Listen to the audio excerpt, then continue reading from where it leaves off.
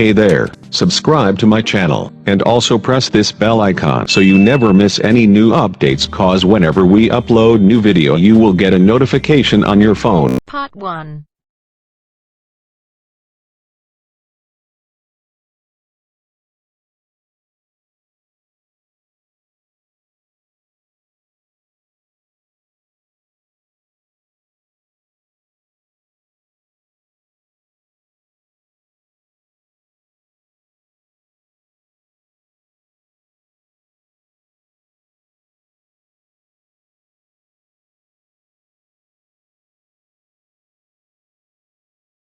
Hear a conversation between an assistant at a health club and a man who wants to join the club. First, you have some time to look at questions 1 to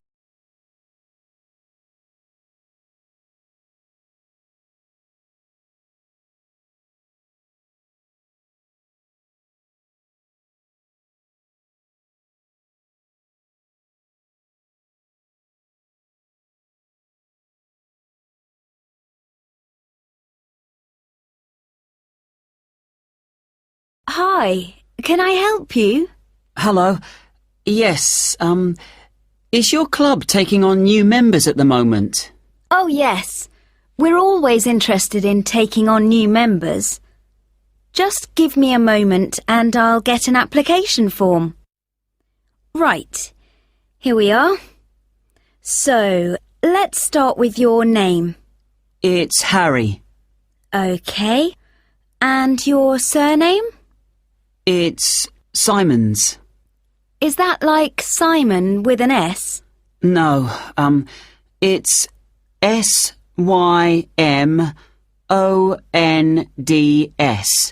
Most people find it rather difficult to spell.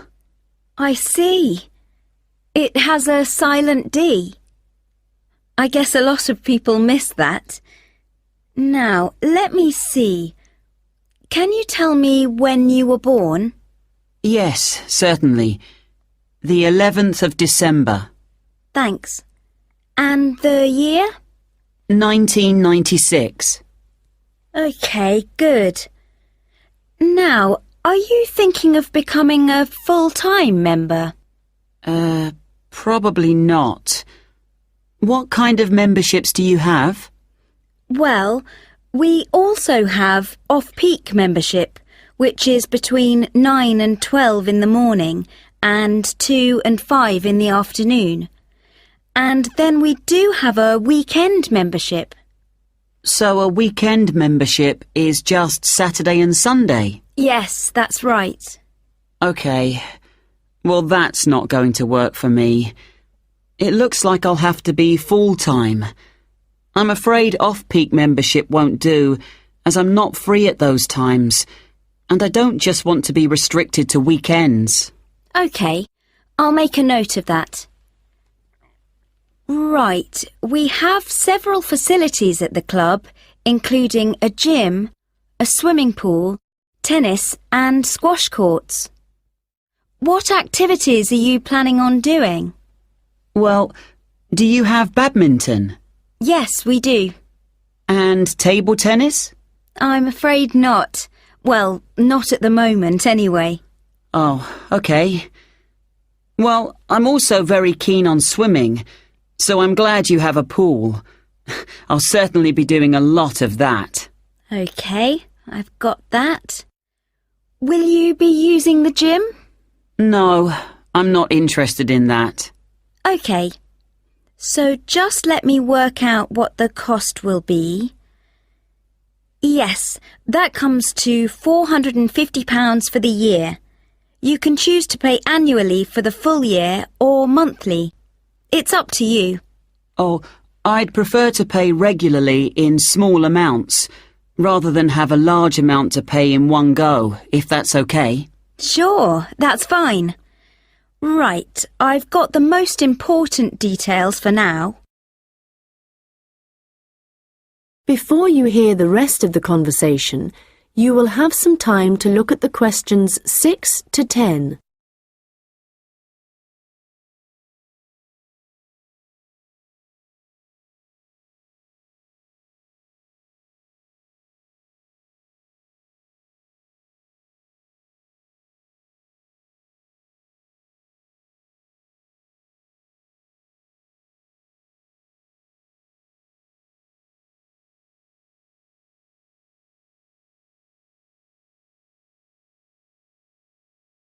Now listen and answer questions 6 to 10. So, I'd just like to ask you a few questions about your lifestyle, if that's okay with you. Yes, that's fine. Do you do any regular exercise at the moment? Yes, I do a bit. Good. And what do you do? Well, every few days I go jogging. Yes, that's good. How long do you go for? Well, it varies. I guess it depends on how energetic I'm feeling. Yes, of course. Every little bit helps. Do you have any injuries at the moment? Well, I did break a bone in my foot playing football a long time ago, but that's all healed up now. But in the last few days, I've realised I have a bad ankle. I think I must have injured it last week, and it's a bit sore now. But apart from that, I'm fine. Right. I guess you might need to rest it for a few days to let it recover. Yes, I will. So, let me just ask you what you want to achieve by joining the club. Do you have any targets or goals? Well, I suppose my main aim is to build up my fitness level. Is that the kind of thing you mean? Yes, that's fine. All the activities you're going to be doing should certainly help you with that. Okay. And could you tell me what you do for a living? Well, I was a student up until recently. Okay. So what are you doing at the moment? Well, I'm a charity worker. Oh, that's fine. I'll write that down. Okay, nearly done. One last question. Can I ask how you heard about the club? Did you see it advertised, or did you go to our website, for example? Well, I've been looking for a health club for a while, and I asked my friends for suggestions, but they weren't much help. And then I was listening to the radio, and your club was mentioned. So I thought, I'll go along and see what it's like. Great. Well, we look forward to having you as a member.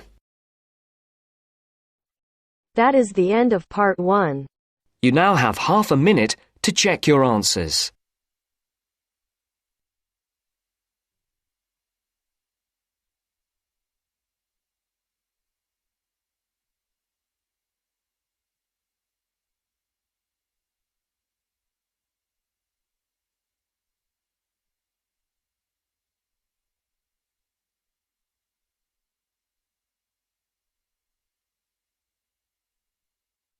Now turns to part 2. Part 2.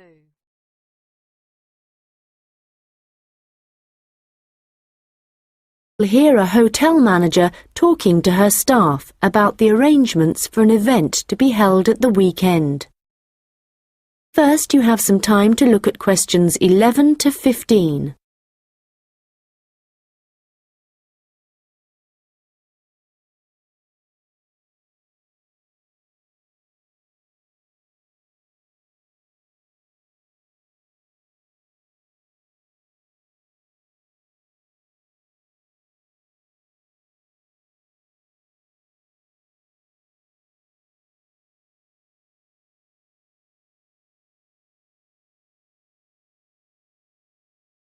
Good morning, everyone. I hope you're all feeling okay after the activities of the last week or so. I know you've all been working very hard recently, and we've been exceptionally busy, especially with the wedding last weekend and the trade fair straight after that. And now we have only 3 days to prepare for the birthday party this weekend. The events recently have gone extremely well, and the hotel is beginning to get a very good reputation, so we need to keep it up. At the moment, we don't have exact numbers of guests, and though we usually only cater for groups of less than 50, we will have quite a few more than that. So, as I said, not sure of numbers, but of course we won't go over the maximum of 100. But it's likely that we will need all of you to work this weekend, so if any of you can't, please let me know as soon as possible. Right, so what time will the event start? Well, the invitation says guests should arrive between 7:30 and 7:45, but our experience is that there are always a few who like to arrive early, so we'll expect the first people at 7:15. As the numbers are quite large, this will certainly be the case. Food will be served at around 8:30, and then, depending on how long the meal takes, the entertainment will start about 2 hours later. Now, for this, we were expecting a live band for the occasion, which is always fun. But apparently this has been cancelled due to illness. So, the hosts know someone who is a comedian who will be replacing the band. We had hoped that the resident magician who worked here through the summer would be able to help out, but they weren't keen on that idea. Before you hear the rest of the conversation, you will have some time to look at the questions 16 to 20.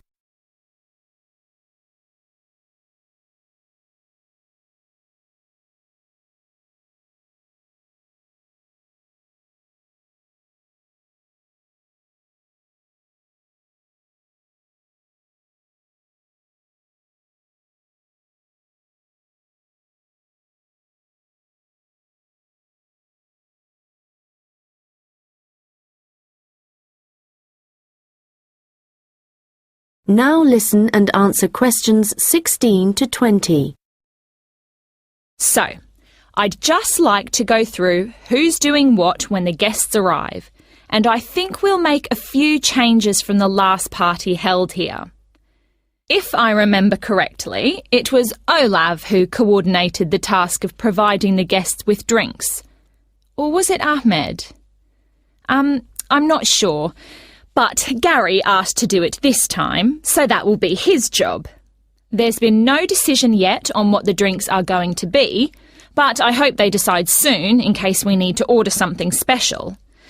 Now, for receiving the guests' coats and hats, it's important we have someone experienced doing this, as we don't want guests losing their belongings. And Monica, last time this was your responsibility.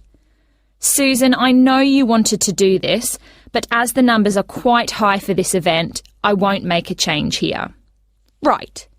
Now, last time there was some confusion as to where guests were supposed to go once they had deposited their things, and we had guests roaming around the whole hotel. So, Ahmed and Olav, I believe you discussed the problems with Susan and thought she would be good at guiding guests after they had arrived. And I'm fine with that.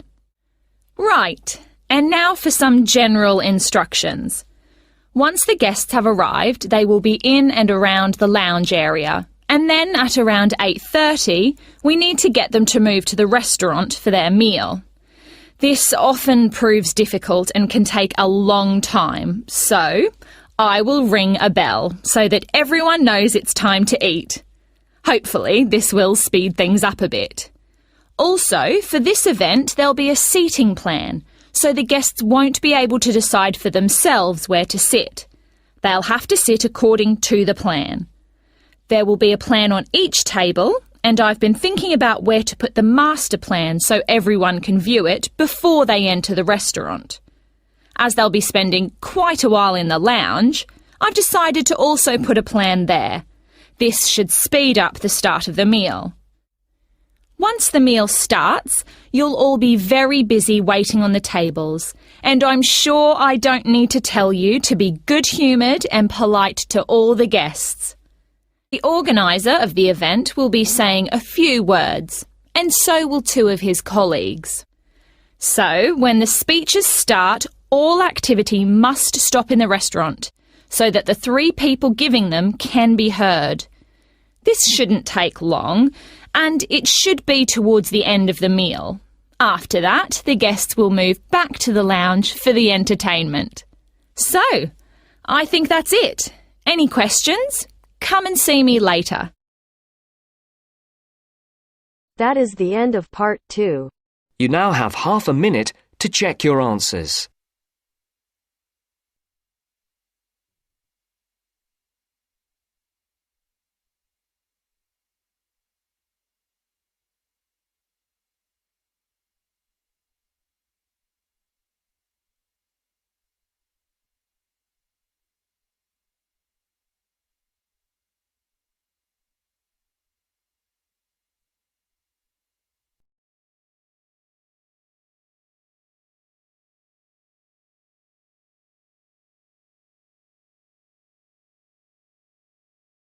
Now turns to part 3.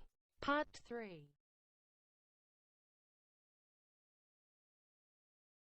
There are two students discussing an assignment. First, you have some time to look at questions 21 to 25.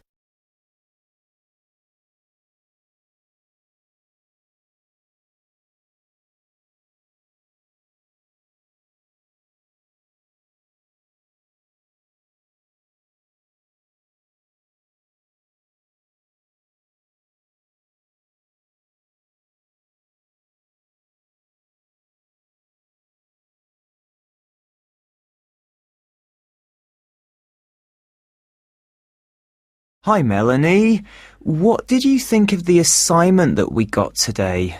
It looks interesting, doesn't it? Yes, Alan. I've always been interested in recycling, but there's a lot of research to do. Yes, there are a lot of things I'm unsure of, so it's going to be good working with you. OK. Well, why don't we start by making a flowchart from the notes our tutor gave us? Yes, so on one side we could have the paper production cycle, here on the left, and on the other side the recycling. Good idea. Let's start at the top with the production.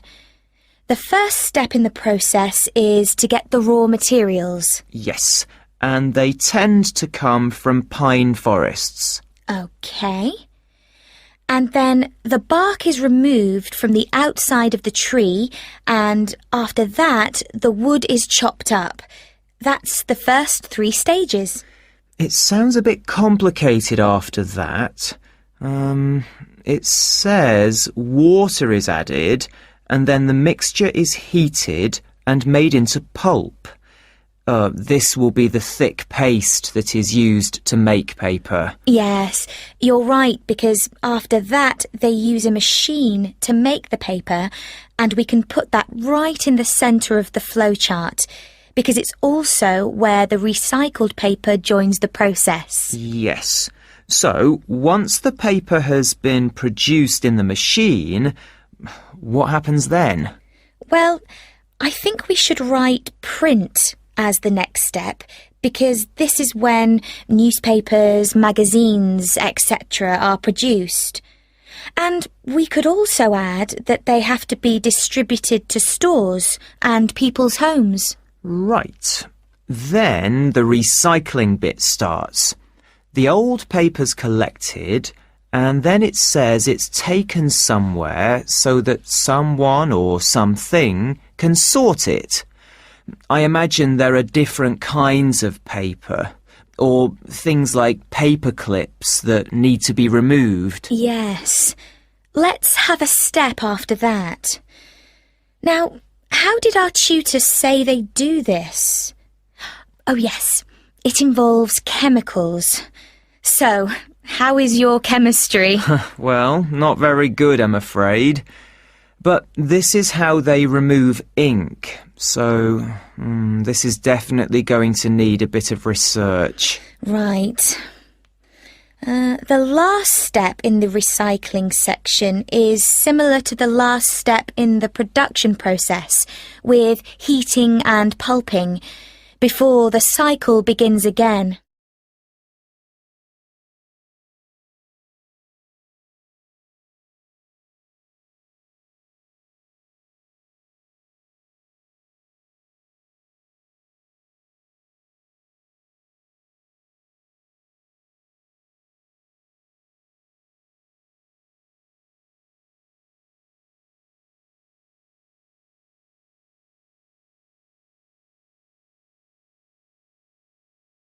Now listen and answer questions 26 to 30. So, I think going through the processes helped. Now we need to decide how we're going to do this assignment. Yes. I guess what we need to do is take the processes and divide them up between us. But we could start thinking about an introduction. Yes, okay. Well, I can start doing that. I think I have enough to go on already. Good. And there are a few areas where we need a lot more information. I think I'll start with something easy. Let's say the paper collection. I could go to the resource centre to do some research. Well, I think a better idea would be to approach someone who's involved in the process. What about contacting the council? Oh, good idea. Yes, I'll do that instead. They're bound to have some information. And I know just the thing to add to our work to make it even more interesting. And what's that? Well, in my last assignment, I added a few pictures, and the feedback I got was that this wasn't academic enough. So what might really bring it to life would be to include some data, provided we can find some. Yes, that sounds excellent. Well, we certainly have a lot to do, and not much time to do it in. You're right. I think we have about 5 weeks, so I suggest we create a plan of work today. The end of the month is nearly 3 weeks away, and then we have a few days holiday. Yes, so let's see if we can get the first draft done by then, so we can take a short break. Okay. Then, after the break, we'll have just over a week to complete it. I wonder if we could get someone to review our work for us a few days before the deadline, so we can make some final changes. What about your friend, Henry? Well, the best person would be our tutor. Henry's very good, but he's taking a whole week's holiday, and there won't be enough time when he returns. Okay then. That's fine.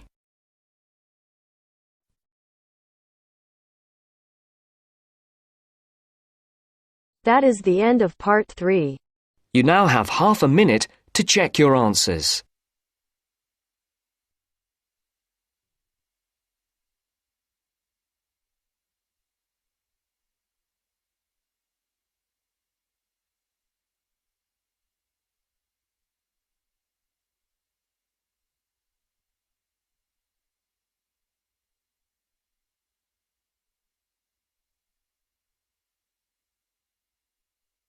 Now turns to part 4. Part 4. We'll hear a lecture about hair. First, you have some time to look at questions 31 to 40.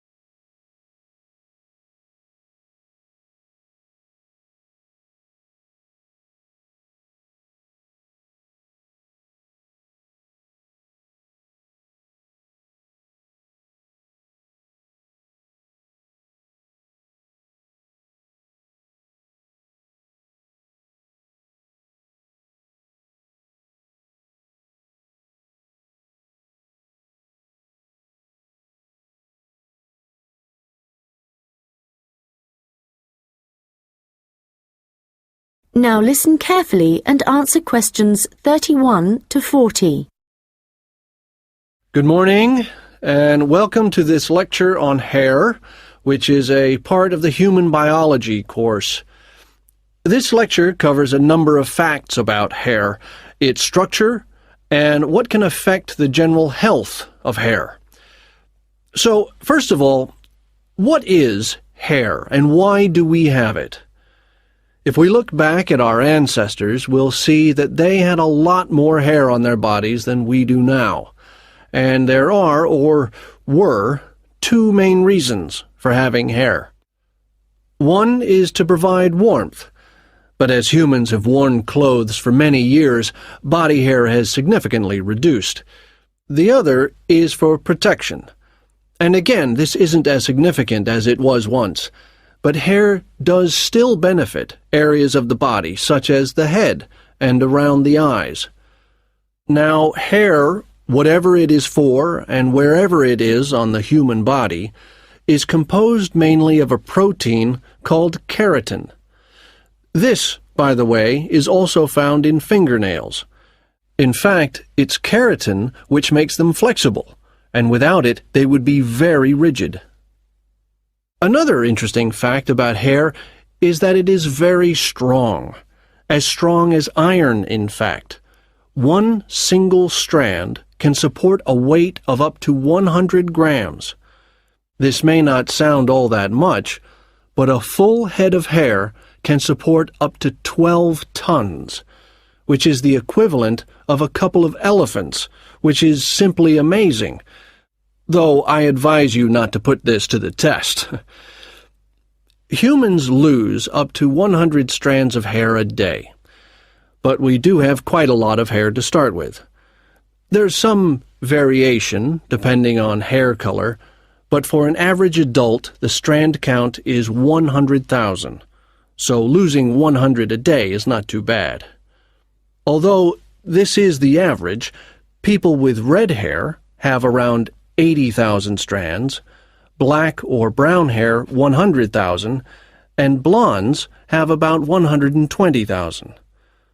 So, hair used to be important for the reasons I mentioned earlier, but nowadays I'd say the main importance of hair is the fact that it is big business. Apart from the money involved in haircutting, shaving, trimming, etc., a fortune is spent just on hair products. In the UK alone, consumers spend over £5 billion each year on these.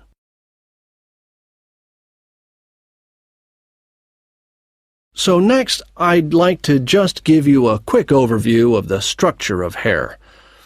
As you can see, along the length of the hair, there are three main parts, called the bulb, the root, and the shaft. A single hair is fixed at one end below the skin in the bulb. The bulb acts rather like a cap. It encloses the end of the hair in the head.